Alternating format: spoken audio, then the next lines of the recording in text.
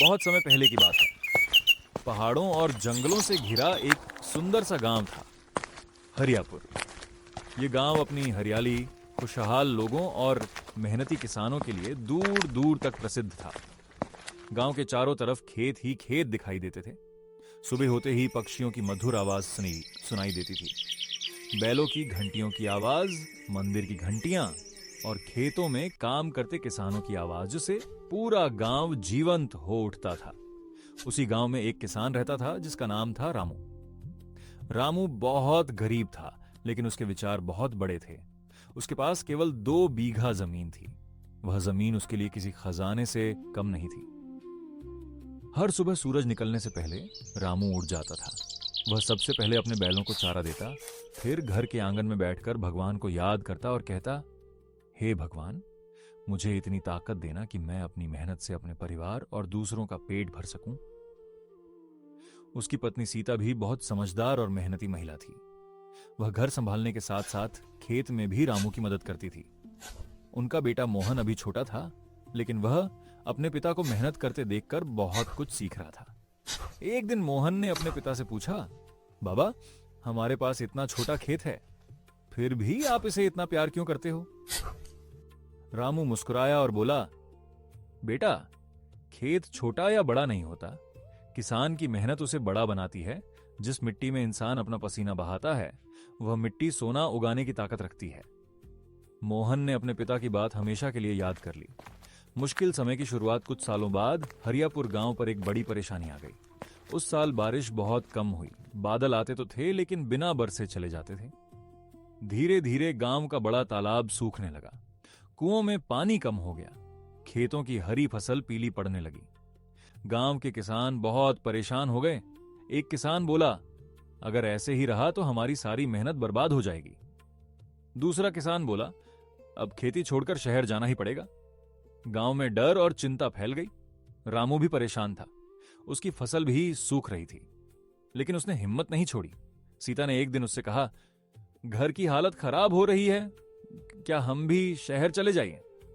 रामू कुछ देर चुप रहा, फिर बोला, सीता, मैं जानता हूं मुश्किल समय है, लेकिन जिस जमीन ने हमें इतने सालों तक सहारा दिया, उसे ऐसे छोड़कर नहीं जा सकता। हमें आखिरी कोशिश जरूर करनी चाहिए। सीता ने अपने पति की बात पर भरोसा किया। लोगों का मजाक अगले दिन रामू अपने खेत में गया और पौधों को बचाने की कोशिश करने लगा। वह दूर से थोड़ा थोड़ा पानी लाता और सूखते पौधों में डालता। गांव के कुछ लोग उसे देखकर हंसने लगे। एक आदमी बोला, अरे रामू, तू पागल हो गया है क्या? इतनी सूखी जमीन में क्या उगाएगा? दूसरा बोला, तेरी मेहनत बेकार जा रही है, छोड़ दे। रामू ने शांत होकर जवाब दिया, मैं मेहनत कभी बेकार नहीं जाती। आज नहीं तो कल उसका फल जरूर मिलता है।